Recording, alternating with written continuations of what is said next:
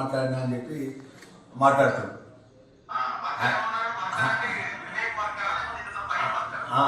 అయితే అన్న ఒకటే అన్న రగన్న, మీ ద్వారా ఎంటర్ తెలంగాణ ప్రజలకు ఏదైతే మా మాదిగ జాతి కుల బాంధవులకు కానీ కుల సంఘాలకు కానీ మా పెద్దలందరికీ కానీ మనం కానీ ఏదైతే నాకు జరిగినట్టు అవమానం ఏంటంటే తక్షణమే స్పందించి అనేక ప్లాట్ఫామ్స్ మీద వాళ్ళు నిరసన కానీ ఏదైతే జరిగిన ఏదైతే అన్న వ్యక్తి మీద తప్పనే ఆయన వెంటనే క్షమాపణ చెప్పాలని కోరిన దానికి మనస్ఫూర్తిగా వారికి నేను ధన్యవాదాలు తెలియజేస్తున్నాను. ఇంకోటి ఏంటంటే దీన్ని పెద్దగా కాకుండా ఆయన జరిగిన యథార్థాన్ని వాస్తవాన్ని ఒప్పుకొని తప్పని క్షమాపణ కోరితే ఆయన గౌరవం ఉంటుంది. ఆయన అన్న మాటకు వ్యక్తిగతంగా ఒక నడడం తప్పని విషయంలో కూడా ఆయన క్షమాపణ ఇస్తే ఆయన మంచిగా ఉంటుంది అనేది నేను మీ ద్వారా చెప్తున్నాను. ఇప్పటికే ఆ మంత్రి ప్రభాకర్కు పొన్నం ప్రభాకర్ గారికి ఒకటే మాట చెప్తున్నాను. అటు డాక్టర్ వివేక్ మా వర్గము మంత్రి అనుకున్నప్పటికీ ఆయన లేచిపోతే ఆయన వస్తాడా రాడా అని ఆయన కొద్దిగా అవమానంగా మాట్లాడతారు. ఈయనేమో నేను ఉండని వెళ్ళిపోతా అంటాడు. మేము ఆయనకు మేము వాళ్ళ వర్గాన్ని మేము ఆ వర్గంకి వచ్చిన వాళ్ళంగా కష్ట సుఖాల్లో మేము ఆయన కొడుకు ఎంపీలో పడితే మేము మీదేసుకొని మేము గెలిపించాం ఆయన కొడుకు పెద్దపల్లి పార్లమెంట్లో. మేము వాళ్ళ తండ్రి అప్పటి నుంచి మా తండ్రి వాళ్ళతో స్నేహితం వాళ్ళ కుటుంబానికి మేము పెద్దపల్లి పార్లమెంట్లో మేము కార్యకర్తగా వాళ్ళ కుటుంబానికి మేము ఓటేసి మేము గెలిపించేదాన్ని మా పాత్ర ఉన్నది. తోటి అంటే ఇలాగే మన ఏమయ్యా మంత్రి నువ్వు ఎట్లా మాట్లాడుతున్నావు, మామూలు పట్టుకుని దున్నపోదని ఎట్లా అంటున్నావు అని ఒక మాట అన్నా. మళ్ళీ కూడా అది క్లియర్గా అది మైనార్టీకి సంబంధించిన కార్యక్రమం నేను పెట్టినది. నేను అజ్మత్ బాయి వర్క్స్ బోర్డ్ చైర్మన్గా టైం కన్సర్న్ మినిస్టర్ నేను టైం ఫిక్స్ చేసుకున్నా. నేను 3:30కి వస్తాను అన్న. లేట్గా రావడం జరగలేదు కదా, మీ ద్వారా చెప్తున్నా మరొకసారి. Azmat works board chairman Azmat బాయి ఈ యొక్క కార్యక్రమానికి సంబంధించిన ఇష్యూలో కూడా 2 రోజుల కింద అన్న ఇంకా 2500 స్క్వేర్ యార్డ్స్ సంబంధించినటువంటి వర్క్స్ బోర్డ్ ద్వారా మనం జీవో ఇస్తున్నామన్నా, మీరు అనుమతి ఇవ్వాలంటే ఇస్తా అని చెప్పి నేను దానికి సంబంధించిన పేపర్ వర్క్ ఫార్మాలిటీస్ అదే మా ఆఫీసర్కి చేపించి జీవో ఇస్తే జీవో అన్న మనం పంపిణీ చేద్దాం. మన డిపార్ట్మెంట్ కదా అజ్మత్ భాయ్, మనకు సంబంధించినటువంటి మైనార్టీ కార్పొరేషన్ చైర్మన్ పిలవండి, మనం అందరం వచ్చి ఇద్దాము అంటే ఇంకెవరు మీరు 120 నాకు అభ్యర్థులు అయితే నేను 3:30కి వస్తాను. ధర్మపురంలో ఉన్నా, నేను 3:30కి బయలుదేరి వస్తాను అని చెప్పిన. నేను 3:30కి బయలుదేరి వస్తాను అని చెప్పి నేను 3:30కి 3:5 నిమిషాలకు మా మినిస్టర్ కూడా మా విస్కాట్ మా వాళ్ళు భోజనం చేయలేదు అన్న, నేను ఇప్పుడు భోజనం చేస్తున్నా 15 నిమిషాల్లో నేను ఆడ చేరుతా అని చెప్పిన. చేరుతానగానే నాకు ఫైన్ ఫోన్ చేస్తే ఫైన్ కూడా చెప్పిన. నేను 3 కరెక్ట్గా బయలుదేరుతున్న వయసు నేను ఆడ చేరుతా అన్న.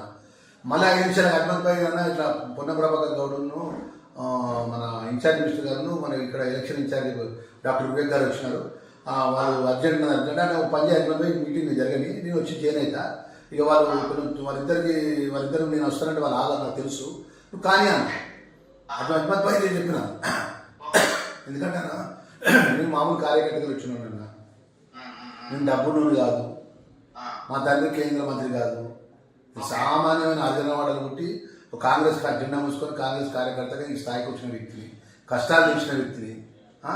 ఇప్పుడు మన పొన్న ప్రభాకర్ దగ్గర అంటే ఉద్రేకపూర్వకంగా మాట్లాడే శక్తివంతుడు కాదు, నేను చాలా చిన్న స్థాయి వ్యక్తిని నేను.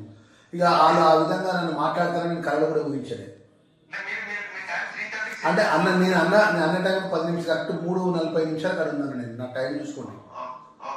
నేను నా కన్సల్ట్ శాఖ నేను అంటే ఏం లేదన్నా, నేను వాళ్ళ సమకాలికంగా డాక్టర్ వివేక్ పక్కన కూర్చోవడం నాకు ఇష్టం ఉండలేదన్న. ఆయన మొదటి నుంచి మా వర్గాన్ని వ్యతిరేకిస్తాను కదన్నా, మా వర్గీకరణ కేటగిరీస్ అనుకుంటే మనం వ్యతిరేకిస్తాడు. వీడు ఒక మాదిగో ఆ వర్గం మీద నా పక్కన సమకాలికంగా కూర్చుంటాడు. వీళ్ళు లెక్కెంత నేను లేచిపోతా అంటున్నాను.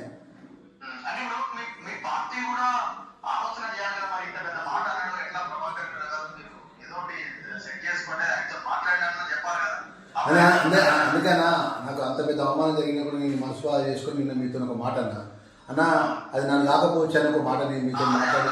ఎందుకంటే ఎందుకు లైవ్లో అంటే అన్న మనం ఒక పార్టీ జెండా కింద పనిచేసినప్పుడు పొరపాటు నాతో కూడా పొరపాట్లు జరుగుతాయి అన్న.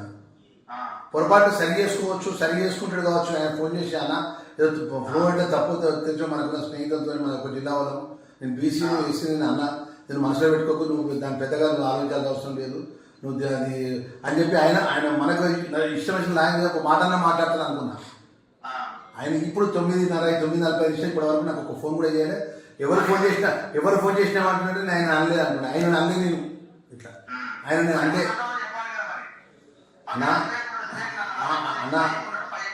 అన్న రఘు అని ఒకటే అన్న, నాకు బాధాకరమైన విషయం ఏంటంటే మేము కాంగ్రెస్ జెండా కాంగ్రెస్ పార్టీని అనుకొని విద్యార్థిగా ఆ స్థాయికి ఈ స్థాయి వచ్చినామన్న. నేను 3 నెలల కన్నా మంత్రిగా పనిచేస్తున్నా, మీరు నా రిపోర్ట్ తీసుకుంటున్నా, ప్రజలకు అందుబాటు ఉంటున్నా, పేదోళ్ళకి అందుబాటు ఉంటున్నా, మా ప్రభుత్వ పరంగా నిబంధనలకు అనుగుణంగా పనిచేస్తున్నా తప్ప నేను ఉరుకులాట కానీ ఆవేశపడే విధంగా ఎక్కడ కూడా తప్పు చేస్తాను. నన్ను లక్ష్మణ్ కుమార్ అంటే ఏమన్నా నన్ను తిట్టని, కానీ నా జాతిని తిట్టడం కరెక్ట్ కాదు కానీ నేను మాదిగా ఉన్నాను కాబట్టి నాకు మంత్రి ఇచ్చింది నన్ను, మాదిగా వర్గం నుంచే మంత్రి ఇచ్చింది.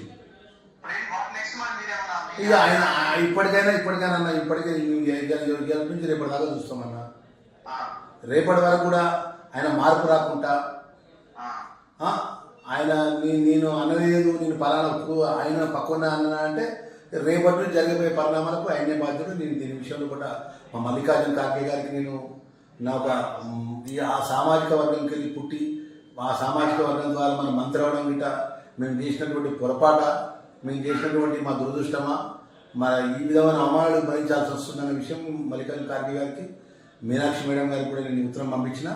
ఖార్గే గారికి కూడా తీసుకొస్తా, రాహుల్ గాంధీ గారిని కలుస్తా, సోనియా గారిని కలుస్తా. ఇది నా జాతి ఎంటర్ నా రాష్ట్ర జాతిని అవమానపరిచింది. నమస్తే అన్న.